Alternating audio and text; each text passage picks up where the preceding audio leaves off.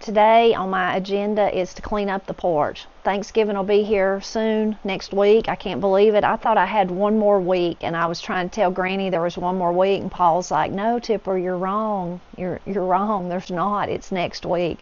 So I like to have my porch clean, of course, when people come, but also, depending on the weather, may be too cold, but you never know if somebody just wants to come out and sit for a while, swing on the porch swing, whatever. And the way it gets during the summer, we just pile stuff here and there, and before you know it, you're like stepping over stuff to get to where you need to go. So I know there's things out here I need to take care of. I've still got my few little winter squash here. I need to wipe them off and take them inside. Another thing that's about to happen is we're supposed to have some really more like winter weather coming in just a day or so, maybe even as soon as tomorrow. It's a little breezy out today, and we had rain overnight, so maybe that's the cooler air working its way in. So I need to get those. I still have my kraut out here that I made earlier in the summer. I need to wipe off all those jars and carry them down to the pantry. I need to kind of sort out we have very few potatoes left, but need to sort out the ones we grew and kind of stack them nicer and decide if I'm going to take them inside or kind of protect them out here. And I have some of my canners still out here. I actually have my canner and Corey's canner, so I need to send Corey's back to her house and need to put mine and Matt's up. We can usually on our porch, so it's a good place to kind of gets left out here during the summer, but canning's over for this year. And then I have some beans out here that I need to take care of, some dried beans that I'm going to save for seed. Now, I'll be honest with you. Some of them are from this year, and some of them are from last year. So it's going to be a mystery to try to actually see if any of those are any good to save since they've been out here for so long. Anyway, I got a lot to do today. So I'm going to start right here with my winter squash. This is very few. Usually we have a whole bunch to take care of this time of the year before real cold weather comes. But our winter squash didn't do as good this year, so we've eaten some of them. I guess we've eaten about 4 butternut squash, and this is what's left. I really need to eat this one, the candy roaster, pretty quick because it had some damage from worms. Even out here I see some of the little pieces left. So I'm going to wipe them off though and then take them inside. And then I'll have to figure out how quickly I need to cook this one especially, or cut it open and see if I can just, it feels pretty sturdy though, even though it's got a lot of holes in it. I'll just have to cut it open to find out if it's worth saving. I'm sure there's some of it worth saving. And then I'll get my little butternuts. Butternuts usually do really good for us, but just not this year. One thing is we got stuff planted way too late. Here's one of my, usually our cushaws are much bigger than this too. Now some people, when they're taking them inside, they really, they get a damp cloth and wipe them down. I don't usually do that. I just kind of try to get the mud and the pieces off, or not mud really, but the dirt. See on the bottom of that one, there's still some from where it was growing. Just trying to get the extra pieces off. Uh-oh, this one may be bad. Look, that one, I didn't just come right off. So this may be another one that has to be eaten very quickly. I'm glad I checked them today, or it would have not lasted much longer. So this one is a pumpkin that didn't fully develop or fully form, and truthfully I figured it would not last when I laid it down out here, but it has. So again, I doubt it'll last very long. As far as, sometimes you have winter squash and they'll make it even to the next season. I actually have a butternut in there that's from last year. So I'm going to take it inside and then decide if I want to go ahead and cut it up and put it in the freezer, or what I'm going to do with it. So here's a good view of how messy my porch is. You can see when you look closely how the baskets are all everywhere, and mine and Corey's canners. I still have my dehydrator over there. I was going to put it up, but Katie's still drying stuff. She's got something else she wants to dry before I put it up. I usually store it in the basement. It's way over there on the end, so I'm just going to work my way that way think the first things I need to do is, oh, I see I even left my big bowls out here too. So I need to, this little table here, let me give you a closer look at it. This little table here has been very handy this summer. This is the first summer we've used it because it's been at Miss Cindy's house. Matt made this for her many, many years ago when she still lived in Black Mountain, and it was on her porch there. He made it for her, just out of some scraps. And then when she come here, it was set on her porch here until, of course, she passed away, and we didn't even bring it over until this summer. So it's been really, really handy. But you can see here's some of my beans I've had drying, some random garden stuff, and then down here some of the stuff that I need to move. Lovely hummingbird holder or feeder that a dear sweet friend sent me that I never got put up, but there's always next year, right?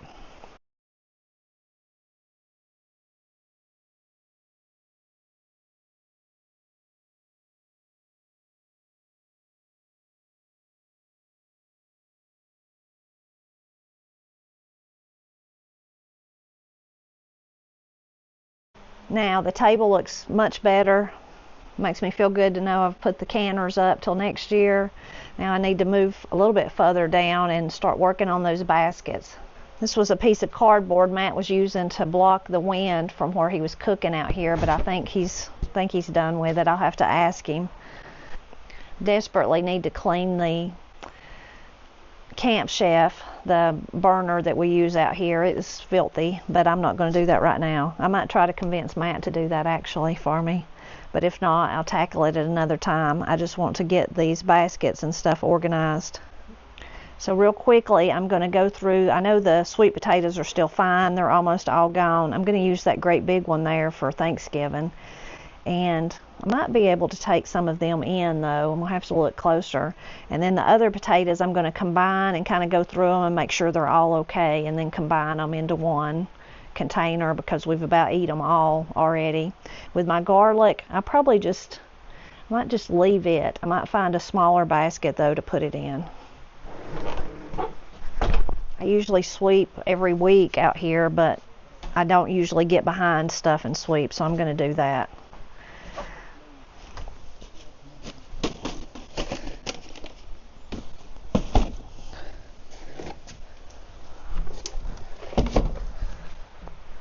Of course, some of our shoes stay out here. These are the shoes we wear outside. Those are mine and mine.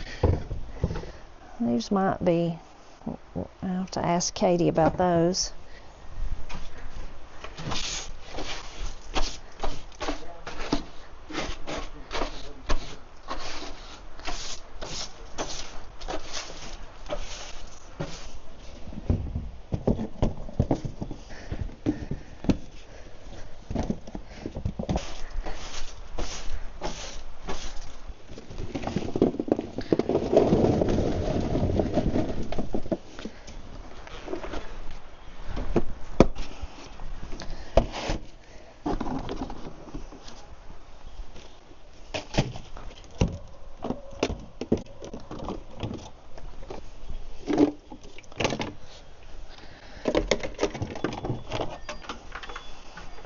This is some of the things that we've used in the garden. There's some fertilizer, fish emulsion, some neem oil, some BT, kind of an organic bone meal, things that I just had handy here on the porch, but since gardening's over till next year, I'm going to take them and put them back in the basement where we store them. And the pepper sprayer, the sprayer that I used to spray the squash bugs with this year that we had so much success with, so I'm going to take all of that and put it up.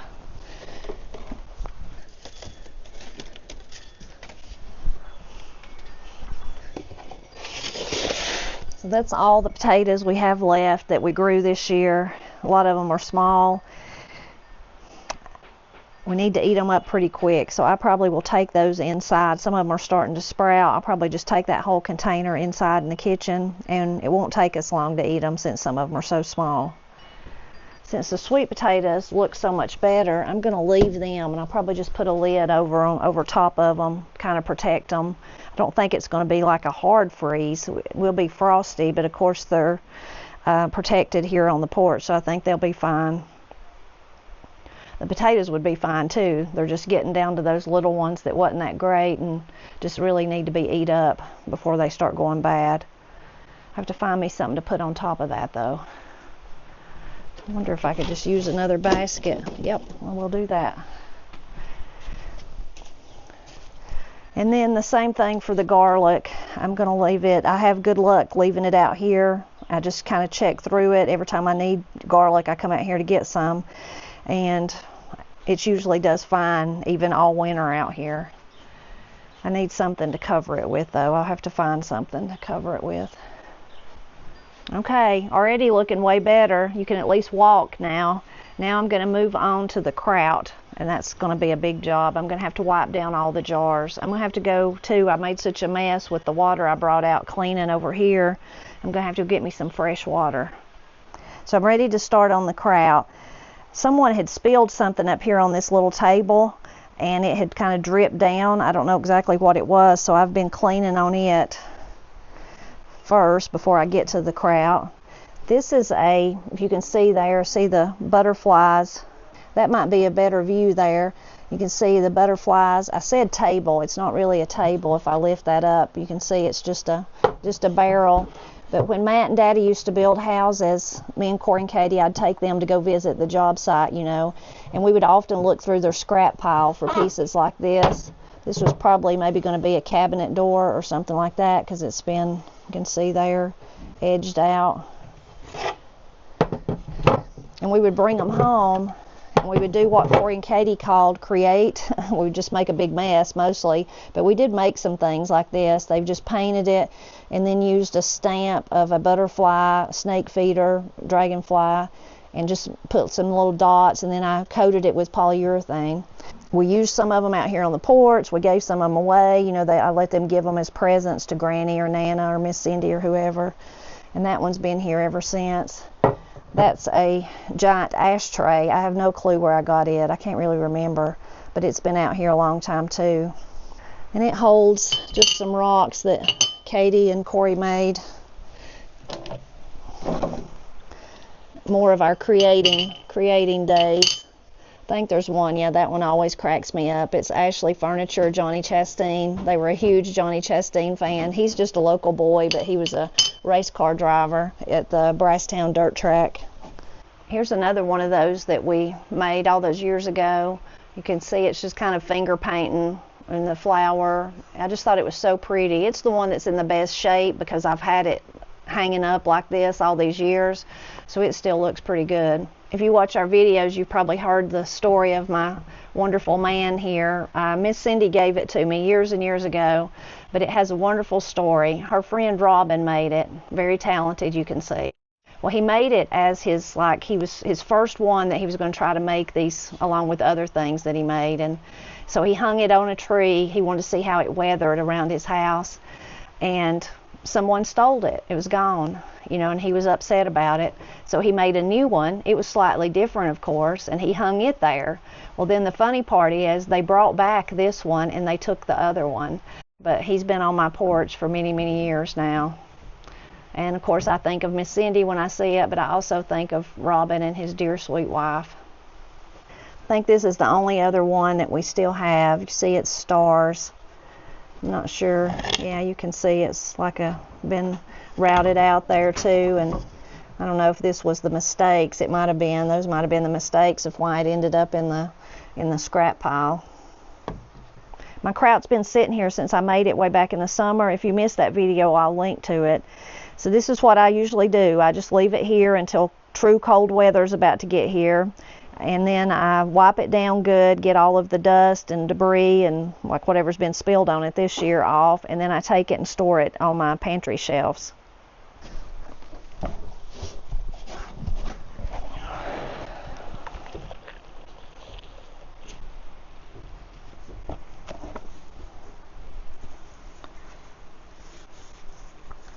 Such pretty kraut. We've already been eating some of it, and it's really good. It's funny though, one or two jars have been extra good, and then one jar was just so-so. It wasn't that it was bad, it just wasn't near as good as the other, which is crazy since it was all made on the same day.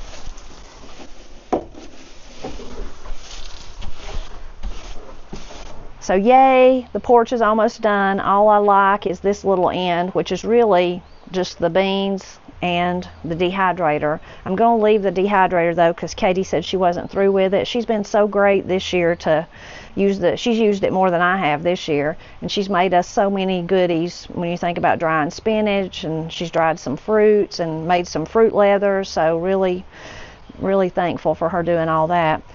I like to wait till the very end and then put it up, because of course you don't want to get it in and out, but I like to make sure I've wiped it all down good. I usually take a vacuum cleaner and kind of vacuum inside. If you're like me, little bits of stuff gets dropped that's dried. And then the trays for the Excalibur, my trays have like a screen on top. Both of those I hand wash. You can hand wash them.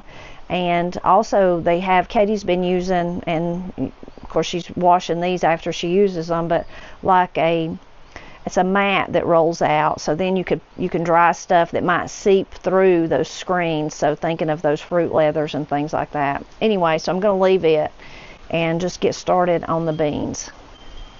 So these beans are the Stallard, Mother Stallard, that we grew, and I saved these for seed so that I could plant some of them next year. We ate most of all of these as fresh green beans.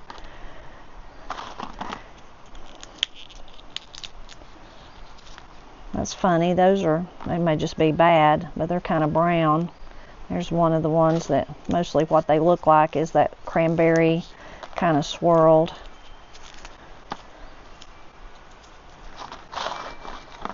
There's a good example of it, of what it looks like. When I was talking about drying the other beans, a lot of people told me that, and I've seen people do this, is that they would put these in a pillowcase and then beat them till the beans come out, and then you could even put them in front of a fan or throw them up in the air, and the wind might blow away the hulls. That is great. I should try to do that sometime. Those are really pretty. Look at those. Those are great ones. That'll be wonderful to plant again next year. We really love these. These are the ones that we found out later that are mostly used for dried beans, but we didn't know that, and we ate hull and all, which of course you could do that even with the ones that say they're dried beans. It's not like it would hurt you or anything, but I'm glad we did that because we just really loved them. I mean, they just had this velvety quality to them. I can't even explain it. Real hearty, like, brothy, but just a real good texture that we really loved. And they did so good with our dry season. I wonder how they would do if it had been a really great year. I'm going to end up dumping them all in the floor, ain't I?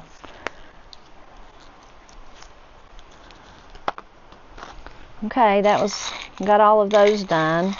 Some of them, those that are brown like that, I'm not sure if they would grow. Maybe though. Then I always, I think two things. If you don't plant them, you'd never know. Like those that can kind of look a little bit damaged. But then also I kind of like feel sorry for the bean. Does that make sense? Like, please give me a chance. Let me grow. I know I'll do it. Let me grow. So pretty good haul though there for us to think about planting next year. That would plant a lot of plants if they all come up. Now the next ones that I had to do, I bet you could almost even tell me what I'm going to say about this, is that I don't know what they are. I didn't mark my plate. Those others are easy to tell, but these, not so much. I just don't know. I don't know what they are. I'm guessing that they might be, I don't think they're the ones, I know they're not rattlesnake beans, so we marks those out. We planted the ones that Debbie called the preacher bean, but I don't think this is them. I'm pretty positive it's not, because I left those on the vine out there until the very last, and I've already took those inside and marked them. So that leaves, it could be the Grammy bean or the bean that my friend Betty Jean Hogan shared with me, which was, I guess I'm calling the Carringer bean. It come from Hugh and Joanne Carringer. So maybe that's what they are. They're not, you can see they're not that great some of them didn't do that good. I wish I'd wrote it down, but I sure didn't. I might be able to go back through my videos and see if it was a day that but I don't really remember doing this on a video, so it's probably just one day when I was out there and got them. So I'm guessing, I don't know, it's either the Grammy or the Carringer. And I want to say the Carringer because the Grammy ones seems like they were bigger beans than this, but then again, this was probably from, you know, it was from the really dry summer, so it probably didn't do as good as they would have normally, so I don't know. That one's too bad to keep.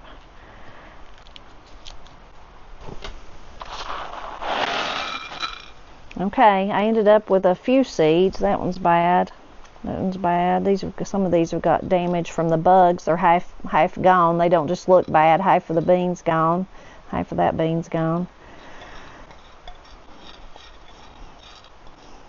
If only I had marked what they were, but I didn't.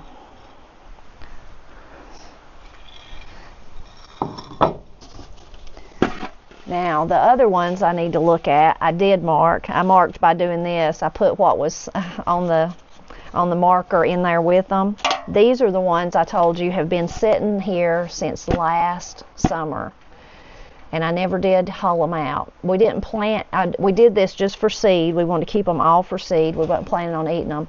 And I never did get it done. And then in the early summer when we were planting beans, we decided of the ones we were going to plant, we wasn't going to plant these. So then I was like, oh, a reprieve. I still don't have to do it. Every time I come out to the porch, I would just kind of look at them and feel guilty. And then finally I put them underneath the swing so that people, you know, quit running into them, wouldn't run into them. And then that was easy. Then I could forget totally about them. You can see somebody's been eating candy and putting their trash in it, putting their trash in my beans. They probably figured, well, you ain't going to do anything with them. So now let's open these up and see. We want to open them all, but just see. I'm going to make myself open them all, though. There's one that's come out. Now this is enough that I should put in a pillowcase and actually beat and see if I can do them that way. But see the beans, see those pretty beans? This is the Yount's bean.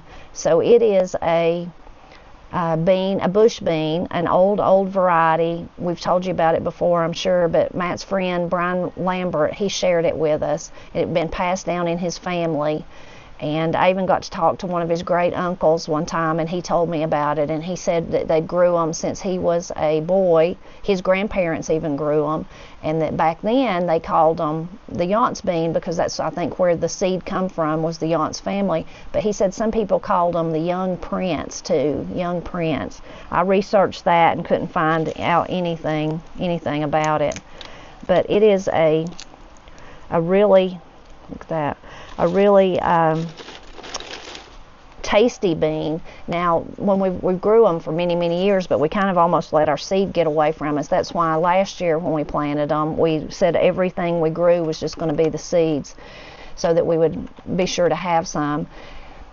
When we eat them, though, we use, you know, the hull and all. We eat them as green beans, and they are a big bean, as you can see, and the hull gets pretty big, and they have a real meaty richness to them. Even if, I mean, it's like they make their own broth somehow. And Brian told us that in the beginning when he first shared them with us a long time ago now, many years ago.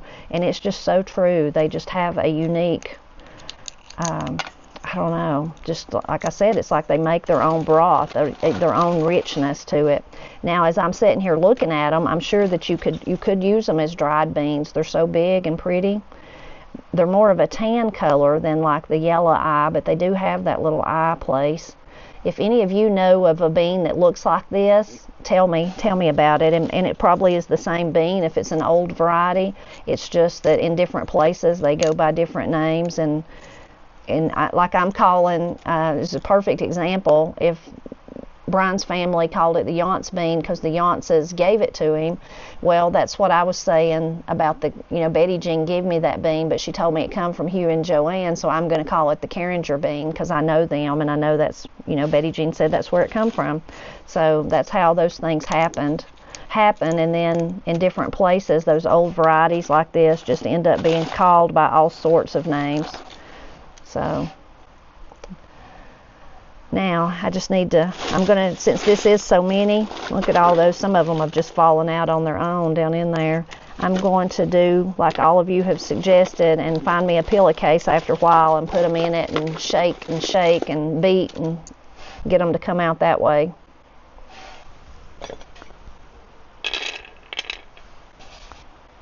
I hope you enjoyed coming along with me this morning as I cleaned off my porch. It makes me feel so good to have this chore done. Of course, to put up all the canning stuff, all the gardening stuff that needs to be put up before hard freeze, below freezing temperatures come during the winter. We've had an unusually warm fall, so it's a little bit later than usual for me to do this as far as putting the kraut and stuff up. But it feels really good to have that done. Of course, it feels really good to be ready for Thanksgiving. This is one less thing that I'll have to do next week when Thanksgiving is here. And if anybody wants to meander out on the porch and eat or sit for a minute, the kids like to come and swing, it'll be an easy way for them to get here, and they won't have to worry about tripping over top of stuff. I've done a few videos about porches before. Porches are such an extension of your home here in the mountains of Appalachia. Now, I say that because it's true, and a lot of you probably even have memories of sitting on the porch when you were young, maybe with your grandparents, shelling peas or talking, picking and grinning, all those kind of things. But Granny and Pap did not have a porch my whole growing up years.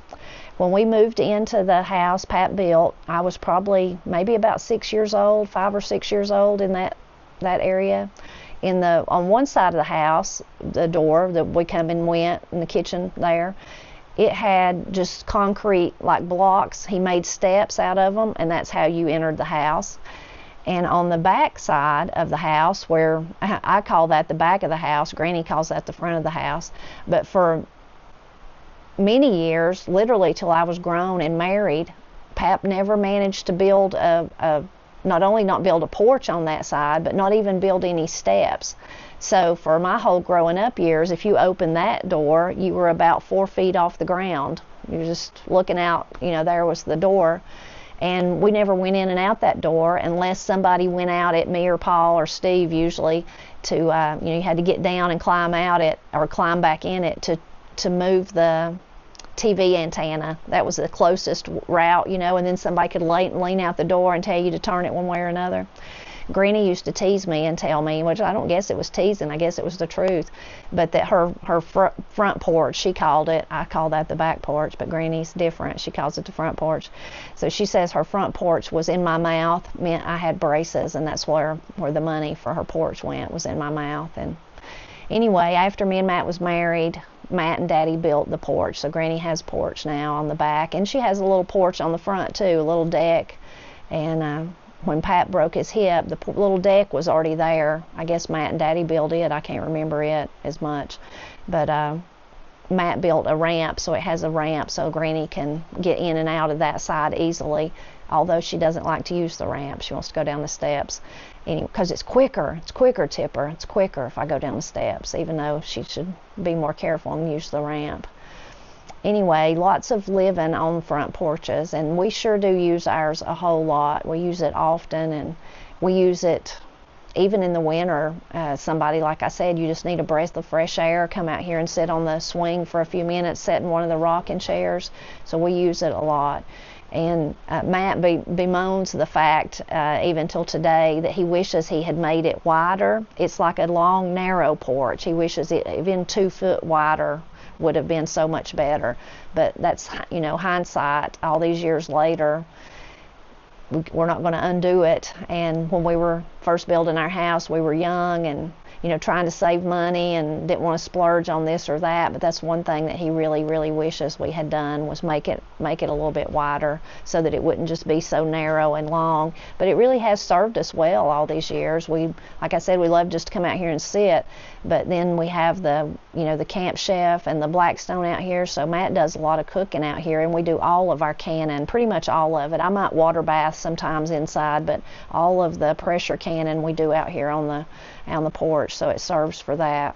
And of course it serves for a place for me to put all my stuff, Matt would say. So that's nice too. And one thing we've realized since having the grandkids is that, boy, they love this swing. They love to swing. Corey and Katie, when they were first born, we didn't have a swing out here. We had like a weird, when they were probably toddlers, had like this weird seat swing kind of thing that Miss Cindy gave us. Did Miss Cindy give it to me? I can't remember. Maybe Glenda Bell might have given me that. Anyway, we used it. Corey and Katie could get in it and swing. It was just more of a one-person swing, but till it broke. And then I don't remember how old they were when I decided one day I wanted a porch swing, and I went and found one and bought one, and it's been here ever since. I'm always glad when you stop by to help me celebrate Appalachia.